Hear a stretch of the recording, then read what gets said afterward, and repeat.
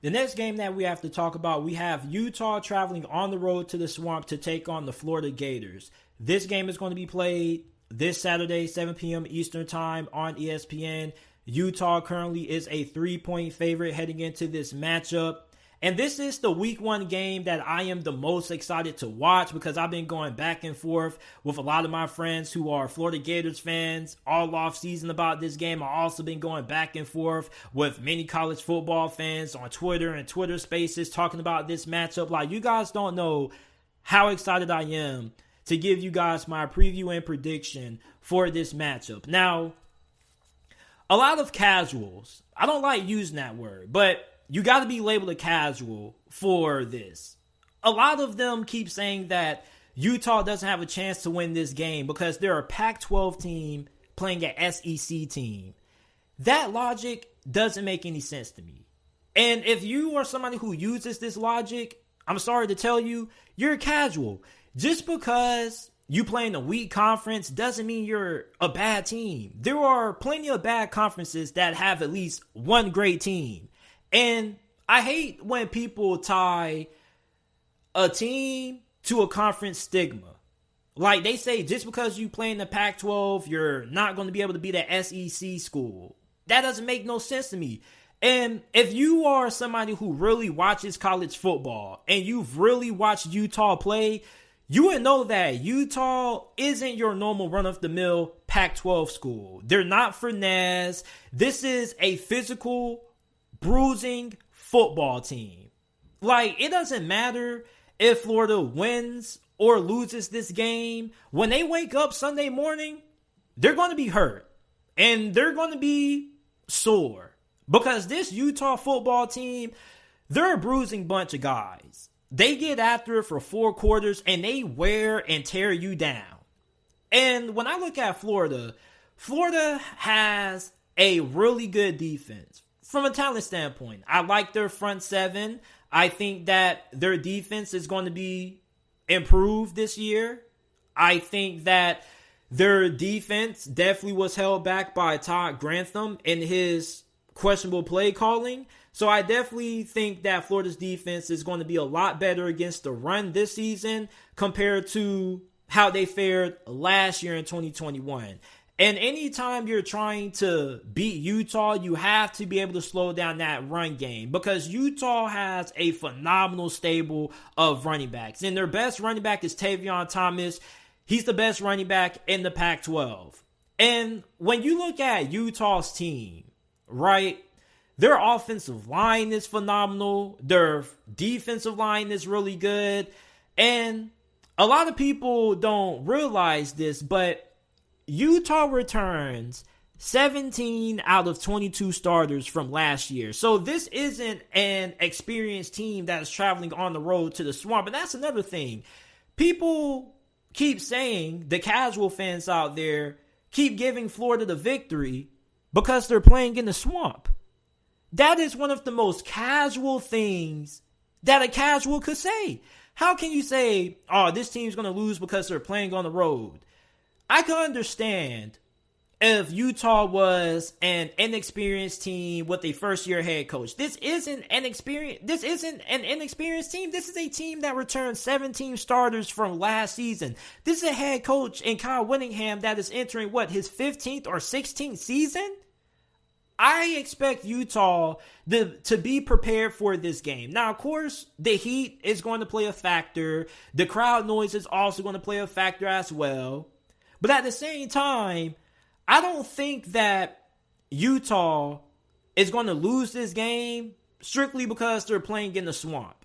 There definitely is going to be some other factors for why Utah could lose this game.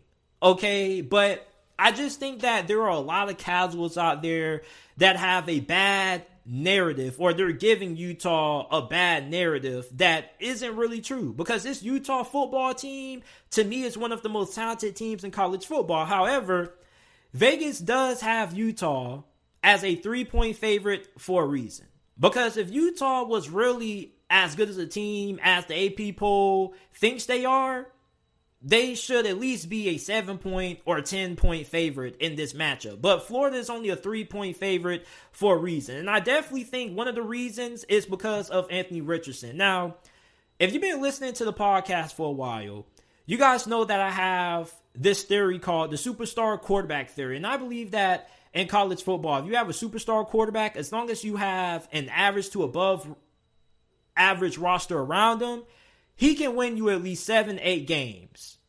So when you look at Anthony Richardson, this is somebody who is labeled in a lot of mock drafts to be a top 10 pick next year. This is also somebody who showed a lot of potential last season, a lot of flashes of greatness. He is super athletic. The dude is insanely big, has a phenomenal arm. There isn't anything that Anthony Richardson can't do. So if Anthony Richardson is as good as what myself and many other people think that he is or he will be, I think that this game is going to be really close. On top of that, I think that there isn't a single game that Florida can't win as long as Anthony Richardson is playing at a elite level. Now, I think that Anthony Richardson is going to be really good in this game. You look at Utah, yeah, their defense is pretty good, at least when you look at their defensive line, but their secondary got torched a couple of occasions. When you look at how they fared against Ohio State in the Rose Bowl, this secondary could not stop a soul. And you look at Florida's receiving core, right? I think their receiving core is a little bit underrated. Yes, they don't have insane depth like an Alabama or Ohio State, but I think that Florida has a good group of 3-4 wide receivers who should have a pretty productive game. Because Utah's secondary is pretty talented. Okay, you do have Clark Phillips, who is one of the best cornerbacks in the nation. You do have Jertravius Broughton, who is coming back fully healthy. So your cornerback position is pretty good, but at the same time, Justin Shorter, Xavier Henderson, they're also ballers as well. Then at safety, you have Cole Bishop, who returns. So Utah secondary should be majorly improved this season compared to how they performed last year, especially in that Rose Bowl against Ohio State. But anytime Utah plays an elite quarterback, their defense kind of struggles. You look at what the BYU quarterback did last season.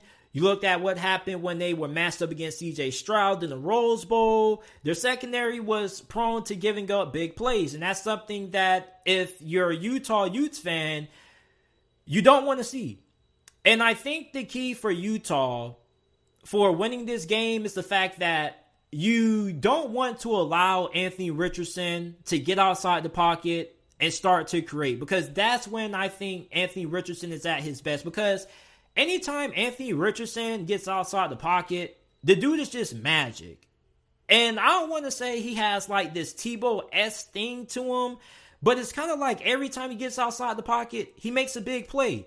So if you're Utah, force him to win from inside the pocket. And that's not a slight against him saying that he's not good inside the pocket. I'm just saying that he makes more things happen when he's outside the pocket versus when he's inside the pocket. So force him to beat you from inside the pocket. And don't allow his legs to become an equation in this game. Because you see, when you're trying to get off the field in third down situations, it's really hard to do that when you have a quarterback who's really good with his legs. Because then if you're in a 3rd and 7 or 3rd and medium situation, yeah, you got everybody covered, but yet the quarterback's still picking up the first down with his legs. So if you're Utah, the pass rush has to be there. On top of that, I wonder how Utah's linebackers are going to play in this game. Because Utah's 2 starting linebackers, Sewell and Devin Lloyd, they're gone. They're now in the NFL now. So there are 2 new expected starters for this game. Our linebacker Mahmoud Diabate, who is a transfer, ironically, from Florida. And then Lander Barton, who is a true freshman linebacker who was a top 100 player, according to 247, coming out of this past year's recruiting cycle. So Florida had a really good rushing attack last season. And I expect their ground game to be really effective this season. And you have a really good trio of running backs. You have Montrell Johnson, Naquan Wright, and Lorenzo Lingard, who had a phenomenal spring camp for Florida. So all three of those running backs are going to get some work in this game. On top of that, you have to account for what Anthony Richardson does on the ground as well. So I want to see how Mahmoud Diabate and Lander Barton perform in this game, because the defensive line, I think, is going to be really good. It really just depends on how great the linebacker play is going to be when it comes to being able to slow down that Florida rushing attack. And same thing can be said for, Florida's linebackers. I think that Florida has a very good group of linebackers, but they weren't very good against the run last season. Now, of course, them having a new defensive coordinator not named Todd Grantham should hopefully elevate their play. But one thing that I definitely feel is a huge mismatch when you compare Utah's offense to Florida's defense is the tight end position. Okay, Utah has probably the second best tight end duo in college football, or the second best tight end room in the nation behind Georgia. The Utes have Brent Keithy and Dalton Kincaid. Now, both of these two guys are going to be a major part of Utah's passing game this year.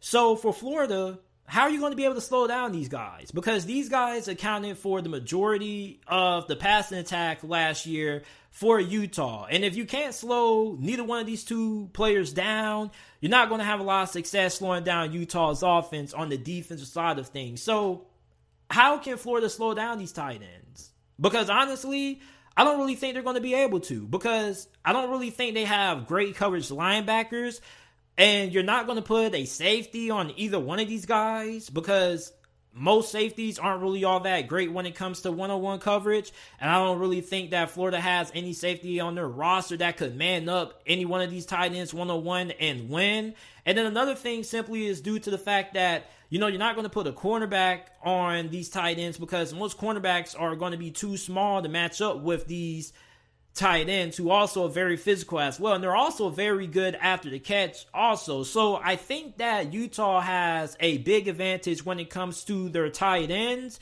going against Florida's defense. I don't really think that Florida is going to have a legitimate answer for how to slow down the combination of Kincaid and Keithy. Now, you look at Florida's wide receivers. I want to go back to their wide receivers. There was a wide receiver that I didn't mention when I gave my early thoughts on this game. A lot of Florida fans kept bringing it up. And this wide receiver was Ricky Parcells, who is a transfer from Arizona State. Now, this guy is a speed demon. This dude absolutely has some wheels. He can run with the best of them. Many Florida fans feel like he's going to have a significant impact in this game. And there's been a lot of great reports about Purcell coming out of fall camp for Florida. And many people do expect him to have a role in this offense. However, I look at Utah's secondary, and the talent is there. And even though they weren't great last year in certain games, you got to remember the fact that Jerchavius Broughton only played in 2 games last season. He had his season cut short due to a season-ending injury. So he's going to be back fully healthy. So pretty much Utah secondary is pretty much the closest thing to near strength as you can get.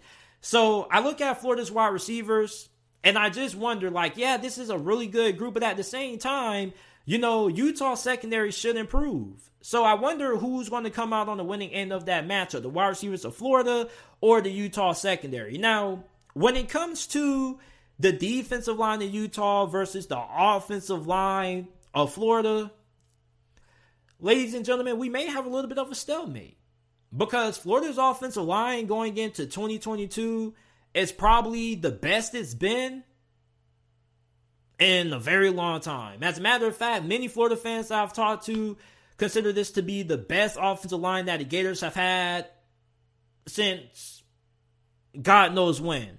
And that's going to be major in this game, because it's going to allow Florida to keep Anthony Richardson upright. And on top of that, it's going to allow them to create holes in the running game. So for Utah, this is a team that loves to run the ball down your throat and control time of possession. They want to keep your defense on the field, tire them out, and keep your offense off the field. So if you're Florida, you can't afford to make too many mistakes when you're playing a team like Utah, because you never know when you're going to touch the ball again.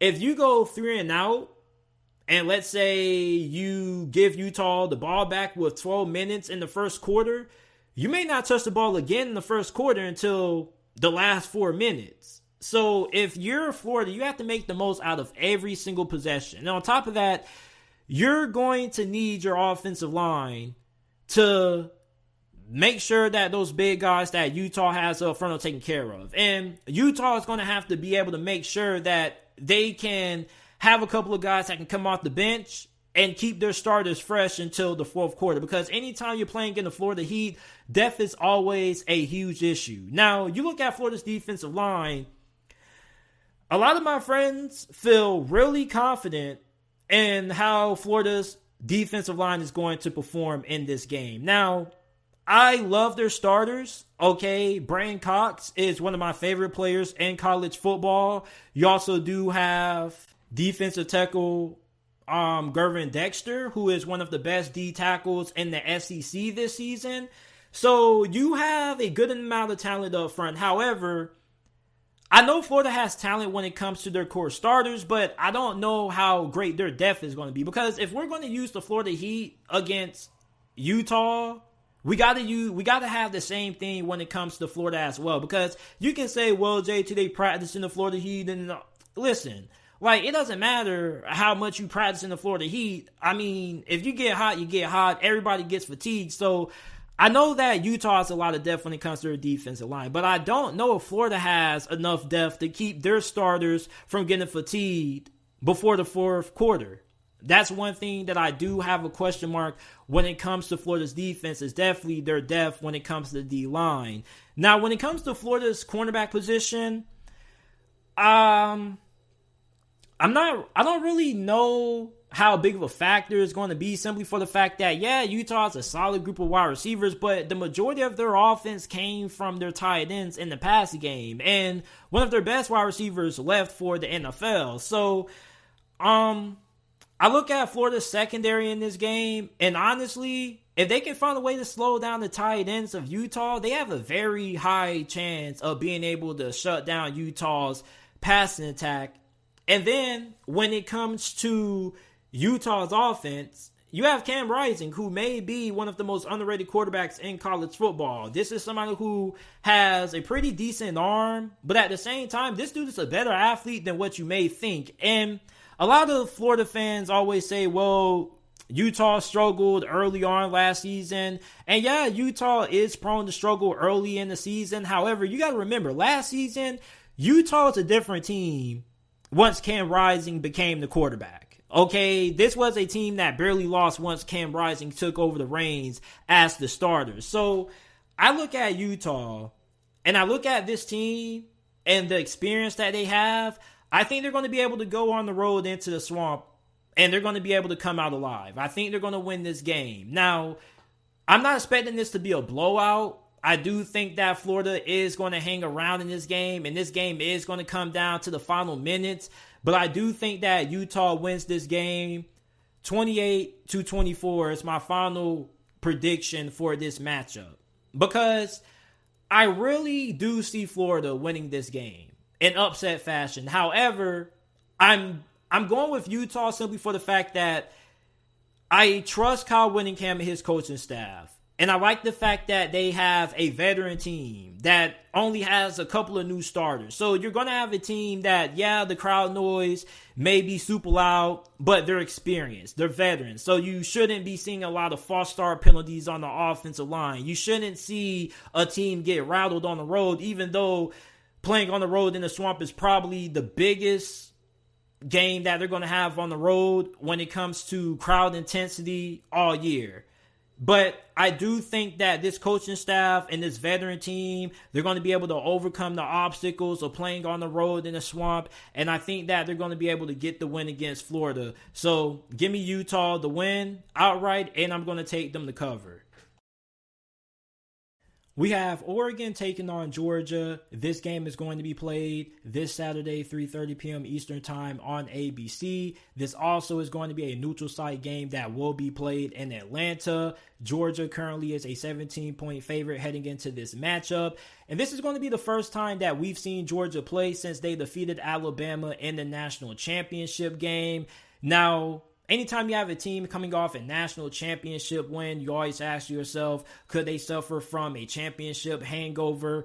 Also, Georgia lost a lot of talent from last year's championship team, especially on the defensive side of the football. And plus, their first game of the year is going to be against their former defensive coordinator and Dan Lanning, who now is the head coach of Oregon football. Now, some Oregon fans are going to say, JT, we got a really good chance to pull off the upset in this game because since Dan Lanning formerly was a defensive coordinator for Kirby Smart, he understands Kirby Smart's tendencies, what he likes to do. He's going to know Georgia's play calls on defense. And here's the thing with that statement. I don't agree with it, but at the same time, I don't 100% disagree with it. And the reason why I feel this way is because Dan Lanning being the defensive coordinator for Kirby Smart does mean that he's going to have more knowledge about Kirby Smart and Georgia's defense than another head coach who didn't serve as Kirby Smart's defensive coordinator. So, of course, he's going to be familiar with things that Kirby Smart likes to do in certain situations, when Georgia likes to send pressure or send guys back into coverage. But at the same time, Kirby Smart isn't a fool. He's not a novice. He obviously is going to know that, Dan Lanning does have a good understanding of certain things when it comes to his defense. So he's going to make some changes. He's going to throw in some new wrinkles to throw him off. And plus, Georgia's going to have a new defensive coordinator who also is going to have a little bit of an imprint on this defense this season. So I don't think that if Oregon wins this game, it's going to be because Dan Lanning knew what was coming from Kirby Smart's defense, because Kirby Smart, being the head coach that he is, one of the best in college football, he's not simply going to allow Dan Lanning to read everything and call out everything that he's doing defensively. He's going to throw in a lot of new wrinkles. And then when it comes to the hand signals and the play calling, you can always change that up over the course of the offseason. So I do think that Dan Lanning is going to be a little bit better prepared when you think of teams that normally play Georgia. But at the same time, when it comes to beating a team like Georgia, you have to be able to handle yourself up front on the line of scrimmage. Both sides, offensive line and defensive line. Oregon happens to return all 5 starters on the offensive line from last season. I think that Oregon has a top 10 offensive line going into this year. And I think that their defensive line should be pretty good this season. But you do have some concerns when it comes to the defense. At least when you look at the secondary. The secondary probably was the worst part of this defense in 2021. They gave up way too many big plays. And even when you look at the defensive line, sometimes there were a couple of games when Oregon just got outmanned and they were just out physical. A good example would be the 2 losses against Utah. So for Dan Lanning, I do expect the defense to improve, but how improved would the defense be? Because Oregon wasn't good when it came to getting pressure on the quarterback last season. They weren't good getting off the field in third down situations, and they weren't really all that great getting off the field in the red zone either. So those are some questions that I do have about Oregon's defense. Oregon fans are going to be like, our defense is going to be really good, better than what it was last year. But at the same time, we don't know that yet. We have to see. And even if Oregon's defense is improved compared to what it was in 2021, you don't know when that improvement is going to show up. Because for all we know, Oregon's defense could still struggle come week 1. Because anytime you have a new coaching staff, sometimes it would take a little bit of time for everybody to get locked in. It would take a while for everything to start to mesh. The chemistry, the timing of certain things. So I just think when you have a inexperienced coaching staff or a new head coach, you do have to look out for those things. I don't think that the improvement may be noticeable right away. It may take Oregon a couple of weeks for their defense to start hitting their stride. And then when you look at Georgia's offense, Georgia has one of the most talented offenses in college football. They did lose a talented wide receiver to Alabama in the transfer portal. You did lose 2 talented running backs in Zamir White, James Cook to the NFL. But you still do have probably the best offensive line in college football. You do have Sir Stetson Bennett, who returns at quarterback. And you have an insane group of tight ends. This is probably the best tight end room that I have seen in the history of college football. You got Brock Bowers, Darnell Washington, and Arik Gilbert, who Arik Gilbert isn't really a tight end. Mainly, he's like a wide receiver tight end hybrid. So we're probably going to see him lined up at tight end and wide receiver a good amount. He's going to be splitting time between those 2 positions.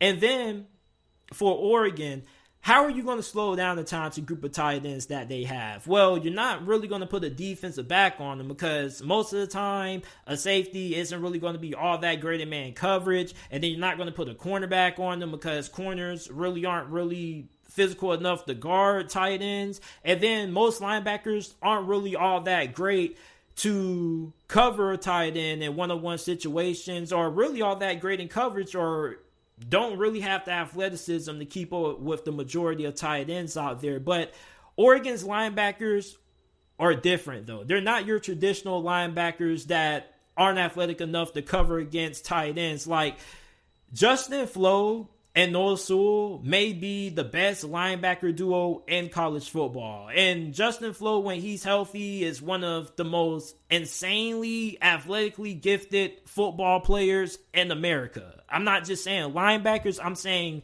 football players, because this is a freak of nature.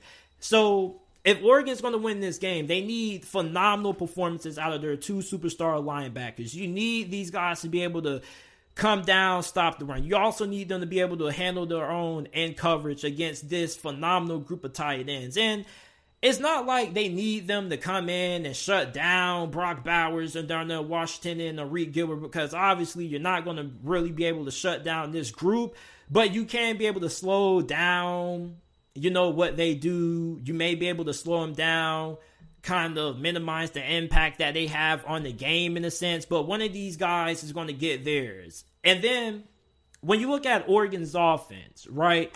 So of course Dan Lanning does have a good knowledge of Kirby Smart's defense, but at the same time, does Oregon talent-wise have enough to put points up on the board in this game? Now, I like Bo Nix. Okay, I used to be a big critic of Bo Nix, but after how I saw him perform last year for Auburn, I started to come around on Bo Nix a little bit. And I think that Bo Nix could have a pretty good performance in this game. This is somebody whose accuracy has improved over time. He does have really good mobility. He can extend plays. And plus, Oregon has a pretty good group of running backs. So I think that Bo Nix is going to be big for Oregon on the ground. Now, when it comes to him as a passer in this game, I do think that there could be some struggles. And not really because of Bo Nix, but because of the wide receiver position. Because Oregon has a young and unproven group of wide receivers that happens to be insanely talented, right? And they also do have a couple of transfers in here who are going to have a little bit of a factor in the passing game as well. But most of the wide receivers who are expected to have large contributions for Oregon this year don't really have a lot of experience. And when you're going against Georgia, you gotta be able to have guys who can make plays when you need them to make plays. You gotta have a guy on third down who you can look to and trust to get the job done and move the chains. And even though Oregon's wide receiver position and their passing game is going against a Georgia defense or a Georgia secondary that also is trying to find themselves when it comes to their secondary, because Georgia lost a lot on defense. fans. Okay, so there are going to be some guys who come in and play at a very high level, and there's going to be some guys who may have to, either get benched or you may have to have a little bit of a rotation. But when you look at that secondary for Georgia, you do have Keely Ringo, Tykees Smith there, but there's going to be some new faces in that secondary. You wonder how the communication is going to be, and you wonder how those guys are going to perform, because these wide receivers that Oregon have, or that they are going to be putting on the field, even though they're young and they don't have a lot of experience, these wide receivers were highly touted coming out of high school. These are 4 or 5-star guys who they're going to be having at wide receiver this year. And these guys can really go. They can play. So it may take them a while to get into the rhythm of things, and they may struggle with chemistry and timing in this game, with this being week 1. However, also don't be surprised if you see a couple of these wide receivers for Oregon going off and doing some work against Georgia's secondary. Now, when I look at Oregon, if I had to give you guys a couple of keys that Oregon needed to get to win this victory, one of the first keys has to be, first of all, they have to be able to come away with touchdowns in the red zone. Okay, that has to be one of the biggest keys to victory for Oregon, simply for the fact that anytime you're playing a team like Georgia, you can't afford to settle for 3. You have to be able to put 7 every single time you get the opportunity to. Another thing is that you don't need unnecessary penalties. Okay, this is week 1, so of course you're going to have, some penalties there that are just going to be because you're a little bit rusty. You haven't been playing football for a while, but you don't want no unnecessary penalties like roughing the passer or unnecessary roughness. Just no dumb penalties. And then on top of that, you got to make sure that you don't find yourself in a situation where you become one-dimensional. If you're Oregon, you got to make sure that you never find yourself down no more than 10 points in this game. Because the moment Georgia goes up 3 touchdowns in this game, I think that's where you can put the nail in the coffin. Because right now, I don't think that Oregon's offense, with this being week 1, is going to be clicking on all cylinders. Even this whole entire team. Now, I could be wrong. Oregon could come out and play like a whole group of veterans. But I do think that with them playing Georgia, and Georgia being the football factory that they are, they don't rebuild, they just reload. I simply just think that with Oregon, you have to wonder if it's going to take them a while to get going in this game. And if they do get going, will it be a case of too little, too late? So if you're a Georgia fan, your keys to winning this game: don't lose the turnover battle. And on top of that, you want to put pressure on Oregon's secondary right out the gate. Okay, if I'm Kirby Smart and I'm his offensive coordinator, I'm airing it out right out the gate, because I want to see just how improved this Oregon secondary, because Oregon's secondary was really not good last season. And Dan Lanning can come in, work a little bit of magic, but your defense sometimes won't go from what it was being bad to just good in one season, or maybe just one off season. You get what I'm saying? Even then, if I'm Georgia, I'm just taking shots to test Oregon's secondary. I just want their secondary to show me that they can stop a freak athlete like a Reed Gilbert or Brock Bowers going down the field 40, 30 yards. I want to see Georgia try to push the issue in the passing game out the gate and test that secondary. Now, that may not happen,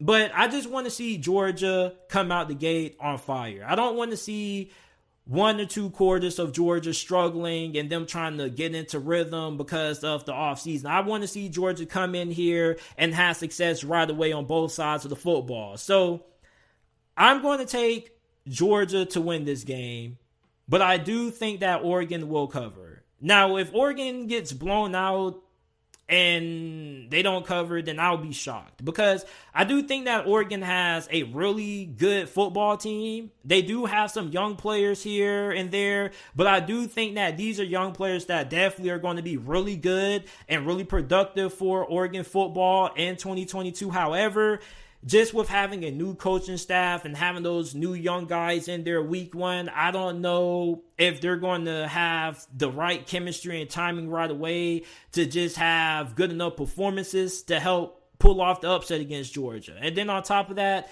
Georgia is just the better team, which isn't just a guaranteed victory because there are plenty of times where the better team doesn't always win in college football. But I just think with Georgia, I think a lot of people are overlooking just how talented this team is. Yeah, they may not be as talented as what last year's team was, but this Georgia team has a lot of freaks on both sides of the football. And I think for Oregon, I just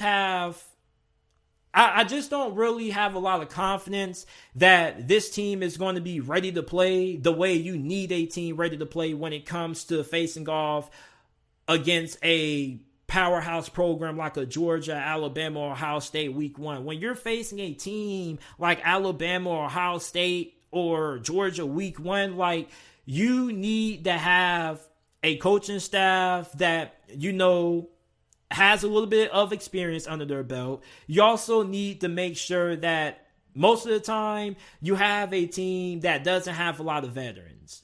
Well, let me not say that, but you want to have a team that has a lot of veterans and not a lot of guys who are getting their first bit of game action. You want to most of the time have a already proven team that has a lot of returning starters. And for Oregon, I just don't know if their defense is going to be improved right out the gate, which is why I'm going to take Georgia to win this game. 34-20 is my final score prediction for this matchup. The last game that we have to talk about on this episode of the podcast, we have Notre Dame traveling on the road to take on Ohio State. This game is going to be played this Saturday, 7:30 p.m. Eastern Time on ABC. Ohio State currently is a 17-point favorite entering this matchup. Now, I'm going to be honest with you guys. I feel like a lot of people are overlooking Notre Dame.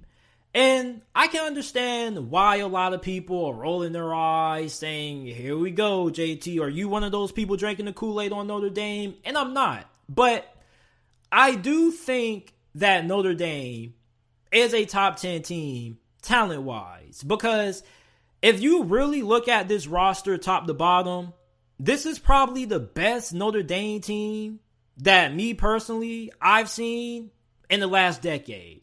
They have, in my opinion, one of the best offensive lines in college football heading into this season. They have a really good defensive line that not only is good against the run, but they can get pressure on the quarterback. However, there's a reason why Ohio State is a 17-point favorite in this game. And it's not because I don't think Notre Dame is a talented football team, but it's simply for the fact that Ohio State is just simply a more talented football team. And I think that the two most talented teams in college football this season are Alabama and Ohio State. So when you look at Notre Dame, it's going to take some giant performances all the way around for them to be able to pull off this upset. But if there is a path for an upset, what is it for Notre Dame? What does Notre Dame have to do to at least keep this game close into the fourth quarter? Well, the first thing that has to happen is that they need a great performance from their new starting quarterback, Tyler Buchner. Now, Tyler Buchner is making his first ever collegiate start for Notre Dame, but this is somebody who has gotten a little bit of in-game action, so it's not like he hasn't gotten any playing time at all. But this is his first ever true start. And he has to make it on the road in a hostile environment against Ohio State. So if you are Tyler Buchner, you are somebody who has a very good arm. You're a phenomenal athlete. And as a matter of fact, you probably could say that Tyler Buchner is the most talented quarterback that Notre Dame has had in a very long time. Like, this is somebody who, in my opinion, is a true dual threat quarterback. He can make all the throws. I think he has pretty good accuracy. And if Notre Dame's going to win this game, he pretty much has to have a Heisman kind of performance, because Notre Dame's offensive line is going to give him time to throw the football. It really just comes down to him making accurate throws on time and making good decisions with the football. Because oftentimes, when you have a young quarterback that's playing on the road in an environment like this, they press the issue too much and they try to do too much. So for Tyler Buchner, he has to let the game come to him. And it's also going to be on offensive coordinator Tommy Rees to make sure that he gets Tyler Buchner settled into this game. And that's going to be really hard to do because Ohio State has a new defensive coordinator who is Jim Knowles. Now, for those of you guys who don't really keep up with the coaching changes and the staff changes, Jim Knowles was the defensive coordinator of Oklahoma State last season. And Oklahoma State also had a really good defense, a historically good defense. So he comes over to Ohio State, a team that struggled on the defense side of the football a lot. And many Ohio State fans are expecting immediate improvement right away from Jim Knowles. So I think that the battle between offensive coordinator for Notre Dame, Tommy Rees, and defensive coordinator for Ohio State, Jim Knowles, is going to be something that many people aren't going to be keeping their eyes on, but it's going to be a chess match that I'm going to be watching. Now, another thing that Notre Dame has to do to win this game, outside of making sure that Tyler Buchner has a good performance and they allow him to get settled in and get hot early, is the fact that on the defensive side of the football, if you're Marcus Freeman, you don't want to allow a lot of big plays in the passing game. As a matter of fact, you can't allow any big plays in the passing game because Ohio State will absolutely crush you. Not just is Ohio State good at making good plays down the field vertically because they have C.J. Stroud and the most talented wide receiver group in all of college football this year with Jackson Smith and Marvin Harrison Jr., but they also have receivers who can all do damage to you after the catch. So you got to make sure that you wrap up. And you also got to make sure that you don't allow these wide receivers to burn you downfield. And the only way I can really see Notre Dame slowing down Ohio State's passing attack is if their pass rush can hit home. They need their star pass rusher, Isaiah Foxy, to have a monster game. You remember the performance that Aiden Hutchinson had last season? And I know a lot of Ohio State fans don't want to remember this, but they need that kind of performance out of Isaiah Foxy. Because this is somebody who I think has the potential to become a top 10 pick in the 2023 NFL draft. But for him to become a top 10 pick, he has to show out in games like this. And not just him, but the whole entire defensive line has to have a fantastic performance in this game if Notre Dame wants to be able to pull off the upset. Because listen, Notre Dame secondary is pretty good.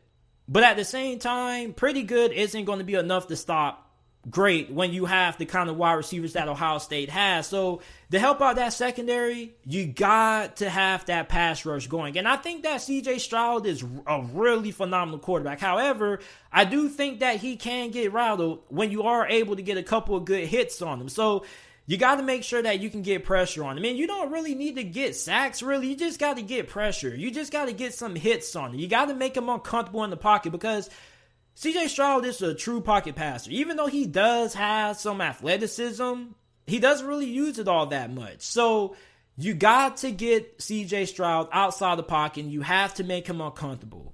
And for that to happen, their pass rush has to be big for them tonight. Now, when you look at Notre Dame's offense, one thing that concerns me is their wide receiver position. Now, their wide receivers aren't bad. I just think that they're not great, okay? Lorenzo Styles, Jaden Thomas, Avery Davis are expected to be the three starters at receiver for Notre Dame. And when you're playing a team like Ohio State, like, you have to be able to beat them through the air as well, not just on the ground. And for Jim Knowles, you know, him making his debut as DC for Ohio State, I expect him to be really aggressive. This is somebody who's known for having a very aggressive defense, and you have to wonder how Tyler Buchner is going to respond to, you know, such an aggressive defense in his first ever start. And I look at these wide receivers, they're all right, but I don't know. I'm just not really all that impressed with Notre Dame's receiving core. I do think that you do have a guy in Jaden Thomas who does have a lot of potential, but is he going to be able to come out and have a phenomenal game right away off the bat for Notre Dame? It's just that the wide receiver position, I think, when you're playing a team like Alabama or Georgia or Ohio State or Clemson, you got to beat them by having a good group of wide receivers. And I look at Notre Dame's receivers, they're not bad. I'm not trying to say they're crappy. I'm just saying that they're all right in terms of, the talent level that they currently have. And I think that for Notre Dame, they don't need all right to win this game. They need great wide receiver play. Now, you do have Michael Mayer, who is one of the best tight ends in college football. He's definitely going to have a large workload when it comes to the passing game in this matchup, but at the same time, you need somebody other than him to step up. So I'm trying to figure out who's going to be that other wide receiver who steps up for Notre Dame in this game, because like I said, I think their wide receiver position is solid, but at the same time, you need great if you're going to be able to pull off the upset against Ohio State. So the team that I'm going to take to win this game, obviously I'm going to take Ohio State to get the win here. It's not that I think that Ohio State is just an overwhelmingly better team than Notre Dame, because I do think that Notre Dame is really good up front in the trenches. However, it's the fact that they have a young quarterback going on the road against Ohio State in a really hostile environment. It's hard for me to see him having a kind of performance that Notre Dame needs for them to win this game. They need a Heisman-worthy performance for them to pull off this upset. And I know that the rushing attack is going to be there for Notre Dame. On top of that, you're going to have Buckner, who's also going to contribute on the ground. But at the same time, when it comes to me having faith in Tyler Buckner being able to make big throws to either help Notre Dame win this game or to keep Notre Dame in this game, I don't know if he's going to be able to do it simply for the fact that I don't have the confidence in him yet. And I'm not saying that he's not going to be great. I think he's going to be really good. It's just the fact that this is his first ever start week 1 against Ohio State on the road. It's a really tough environment for any quarterback. So I don't know if he's going to be able to necessarily make the big throws needed for Notre Dame to pull off the upset. So I'm going to take Ohio State to win this game. 38-24 is going to be my final score prediction for this matchup. And I appreciate you guys for listening to this episode of the JT Sports Podcast. Remember that every video that's uploaded on the channel is available in audio format on every single podcasting platform. Apple Podcasts, Google Podcasts, Spotify Podcasts, wherever you get your podcasts from, the JT Sports Podcast is available.